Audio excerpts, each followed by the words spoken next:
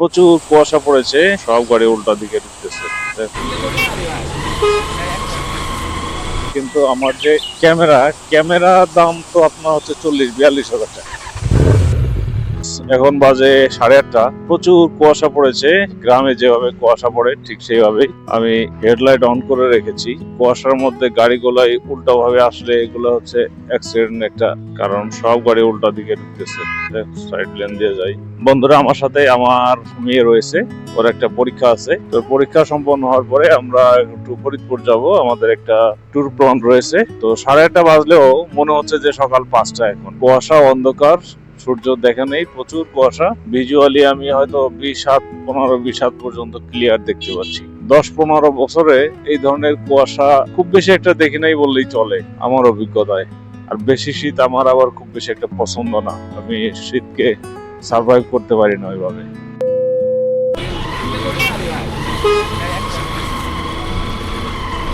Bikers, এই মুহূর্তে আছি ধামরাই পৌরসভার শেষ প্রান্তে। তো এখানে হচ্ছে পুলিশের চেকপোস্ট বসেছে, সব মোটরসাইকেলের কাগজপত্র চেক করছে।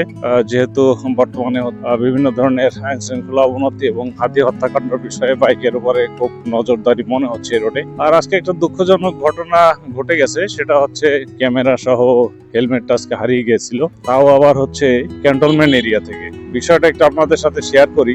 আমার মেয়ের হচ্ছে আজকে পরীক্ষা ছিল রমিজ উদ্দিন স্কুল অ্যান্ড কলেজে। তো ওকে নিয়ে যাই, কিন্তু এখানে গাড়ি পার্কিং এর কোনো সুযোগই ছিল না, আবার সময় হয়ে যাচ্ছে। তো এখানে যে টহলরত যে এমপি আছে, এমপি মানে মিলিটারি পুলিশ, যে পেট্রোলে ছিলেন, তাকে জানানো হলে সে বললো যে ভাই আপনাকে 5 মিনিট সময় দিচ্ছি, আপনি গাড়িটা রেখে আপনার বাচ্চাকে দিয়ে আসেন। তো আমি গাড়িটা রেখে ওকে দিয়ে 5 মিনিটও লাগে নাই, 3 মিনিটের মধ্যেই চলে আসছি। এসে দেখি আমার ক্যামেরা সহ হেলমেট নাই। আমার তো মনে করেন যে একদম দেখে পুরো একদম মাথা মুথা নষ্ট। আশেপাশে কোনো লোকজন নাই, পাশে একটা বাইক আসছিল, ওনাকে বললাম, উনিও বলতে পারে না যে হেলমেট এখানে তো দেখছিলাম, কে নিয়ে গেছে কেউ বলতে পারে না। তার দাম যাই হোক, হেলমেটটার দাম হতো 1000-3 টাকা, কিন্তু আমার যে ক্যামেরা দাম তো আপনার হচ্ছে 40-42 হাজার টাকা। DJI Action 4 সেট আপ সহ সবকিছু সহ। তো কিছুদিন আগেই, 6 মাস আগে আমার GoPro 10 হারানো গেল সেট আপ সহ।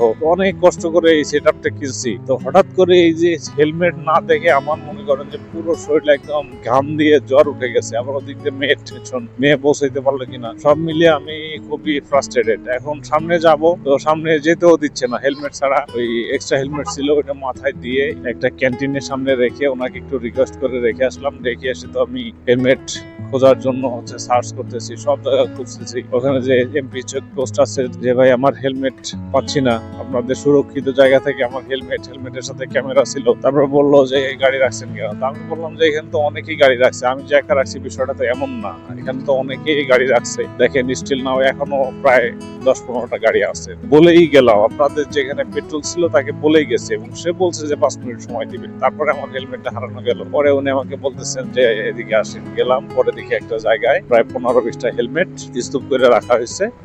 সাথে একজন ছিলেন, সে বললেন যে মামলা দিয়ে দেওয়ার জন্য। আর সেনাবাহিনীর ক্যান্টনমেন্টে মামলা দিলে এটা সাধারণ একটা জটিল প্রক্রিয়া, জানেন যে ওখানে যাইতে হয়, যাই টাকা জমা দিতে হয়। আমি যদি ওই সিচুয়েশনে কখনো পড়ি নাই, তবে জানি। তারপর ওনাকে বললাম যে আমি তো আপনাদের এমপি কে বলে গিয়েছি যে আমার 5 মিনিট সময় লাগবে, এবং তিনি অ্যালাউ করেছেন। তো সেখানে তো আপনার মামলাতে এখানে যুক্তি কথা নেই। পরে উনি আমার কথা শুনে তারপরে বলছে ঠিক আছে, আপনি হেলমেট নিয়ে যান। তারপরে আমি হেলমেট নিয়ে আসলাম। না দেখি ক্যামেরার কোনো সমস্যা হয় নাই, ক্যামেরা হেলমেট সবই ঠিক আছে। আল্লাহ না করুক যদি ক্যামেরাটা হারানো যাইতো, তাহলে তো আমার মোটো ব্লগিং এখানে ইতি হয়ে যাইতো।